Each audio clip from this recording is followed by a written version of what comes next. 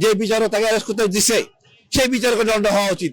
মেয়েটা বয়স 18 বছরের নিচে, মামলা করলে অ্যারেস্ট করতে হবে, এই জিনিস থেকে মাথা থেকে সরাইতে হবে। যে কোনো নাগরিক জুলাই যুদ্ধে বলে করা ন্যায় বিচার পাওয়ার প্রাপ্তি রাখে।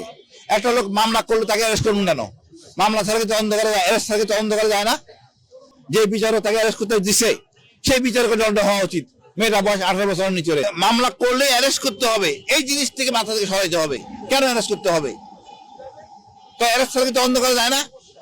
আপনার উদ্দেশ্য হলো ব্যবসা বাণিজ্য, অ্যারেস্ট করে ভয় পাবে কিন্তু টাকা পয়সা দিবে, দিস লজ্জা। আর উকুল শব্দের একটা ব্যবসা হবে।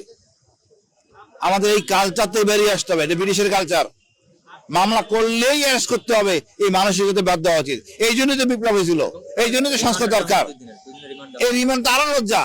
যে দিছে তার বিচারকের দণ্ড হওয়া উচিত, তার বের করে দেওয়া উচিত রাত্রি মেরে বিচারক আসন থেকে। তার এই ক্ষমতা নাই করার। কেন রিমান্ড লাগবে কেন? মেয়ে মানুষ, সে কথা বলতেই পারে, জিজ্ঞাসাবাদ করুক মেয়ে পুলিশ দিয়ে। এটা তেমন কিছু না। আমি তো বললাম না, মেয়েকে তো এই আদ্রাসী জিজ্ঞেস করতে পারতো, মা কি হয়েছে, সমস্যাটা কি, কেন করছো, সমস্যা মিটে যেত। আমরা চাই সমস্যাটা জিয়ে রাখতে, ব্যবসা করতে। আমাদের কালচার থেকে বেরিয়ে আসি। বাংলাদেশের উন্নয়ন চাই, জনগণের কল্যাণ চাই, জনগণের পাশে থাকতে চাই। এখানে অন্যায় আচরণ লজ্জাজনক, দুঃখজনক এই ব্যাপারটা। সরকারের আমি মনে করি আইন মন্ত্রণালয়ের বিশেষ দৃষ্টি দেওয়া উচিত, প্রধান বিচারকের বিশেষ দৃষ্টি দেওয়া উচিত।